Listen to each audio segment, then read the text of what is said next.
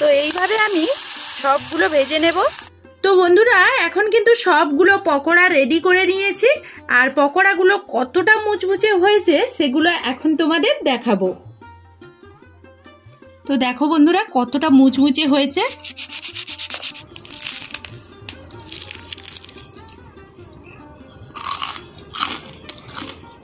তো বন্ধুরা আজকে আবারও তোমাদের সামনে নতুন একটা ভিডিও নিয়ে হাজির হয়ে গেছি। তো আজ আমি তোমাদের সামনে বানাবো, সবাই হয়তো চেনো, কারি পাতা। কারি পাতা কিন্তু আমরা অনেক রেসিপিতে অনেক টিফিনে ব্যবহার করে থাকি, কিন্তু কারি পাতার যে এত সুন্দর একটা পকোড়া হয় আজকের ভিডিও না দেখলে তোমরা বুঝতেই পারবে না।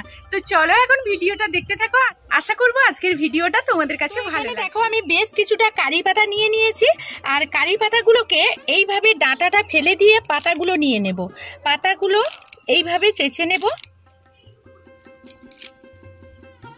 তো এখন তো বর্ষাকাল, আর এরকম নরম নরম পাতা বেরোচ্ছে, আর এই নরম পাতার যদি পকোড়া একবার খাও তাহলে অন্য কোনো পকোড়া খাওয়ার কথা ভুলেই যাবে।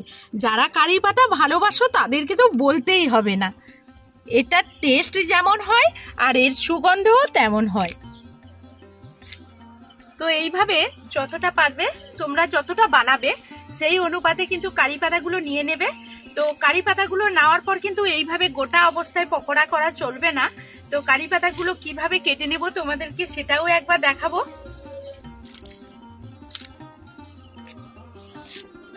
এখন কারি পাতাগুলো যতটা পারবো ছোট করে কেটে নেব।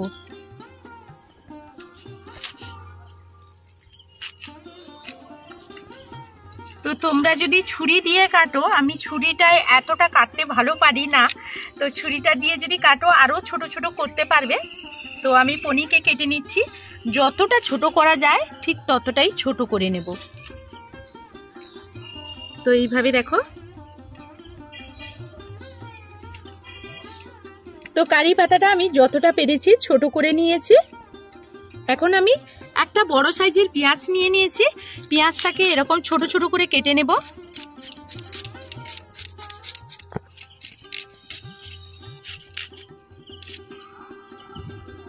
তো এইভাবে দেখো আমি একটু ছোট সাইজ করে নিচ্ছি।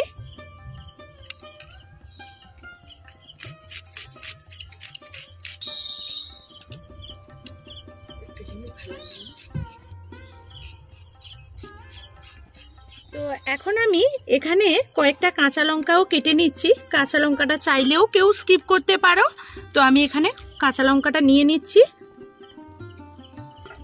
আমি এখানে কালো জিরে নিয়ে নিচ্ছি লবণ, হলুদ গুঁড়ো, লঙ্কা গুঁড়ো, ঝালটা পরিমাণ বুঝে দেবে, পরিমাণ মতো একটি চিনি দিয়ে দিচ্ছি। আমি 4 চামচ মতো বেসন, এখানে আমি দিয়ে দিচ্ছি কর্নফ্লাওয়ার। তোমরা চাইলে কিন্তু চালের গুঁড়োটাও দিতে পারো, কর্নফ্লাওয়ারটা দিলে মুচমুচে হবে। তো আমি এখানে 2 চামচ কর্নফ্লাওয়ার দিয়ে দিলাম। এই সমস্ত উপকরণ আমি এখন হাত দিয়ে খুব ভালোভাবে একটু মেখে নেব। তো এখন হাত দিয়ে মেখে নেওয়ার পর অল্প অল্প করে একটু জল দিয়ে দেব, জল দিয়ে এটাকে মেখে নেব।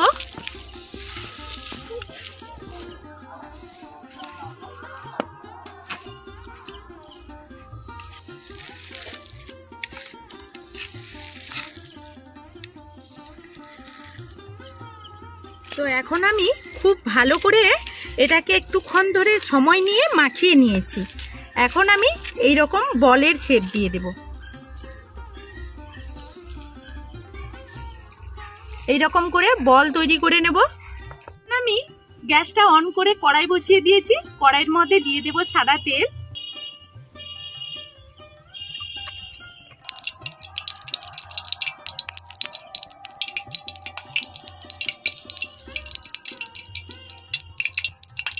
তো এইরকম গোল গোল করে আমি সবগুলো বল করে নেব। তো প্রথম আমি তেলটাকে হাই হিটে গরম করে নিয়েছি, এখন আঁচটা কমিয়ে দিয়েছি। এইভাবে এখন আমি বলগুলো দিয়ে দেব।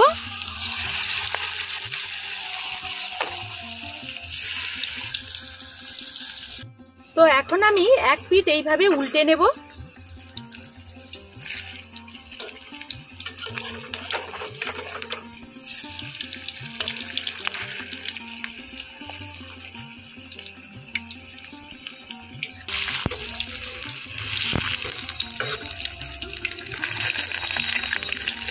এইভাবে 4টা করে দেব।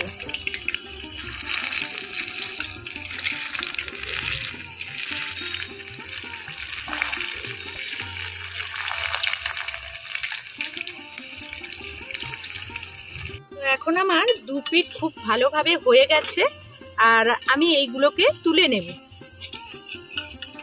তো খুব ভালো করে কিন্তু তেলটা ঝরিয়ে নেব। আর বন্ধুরা, এই পকোড়াটা করতে কিন্তু এমন কিছু সময়েরও প্রয়োজন হয় না।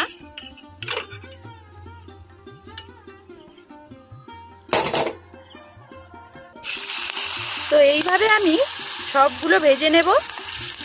আবারও 4টে বল দিয়ে দেব।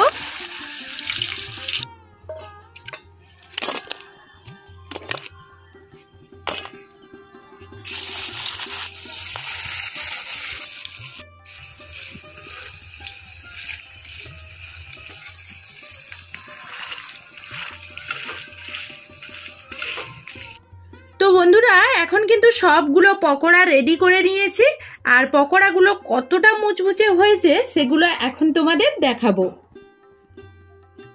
তো দেখো বন্ধুরা, কতটা মুচমুচে হয়েছে।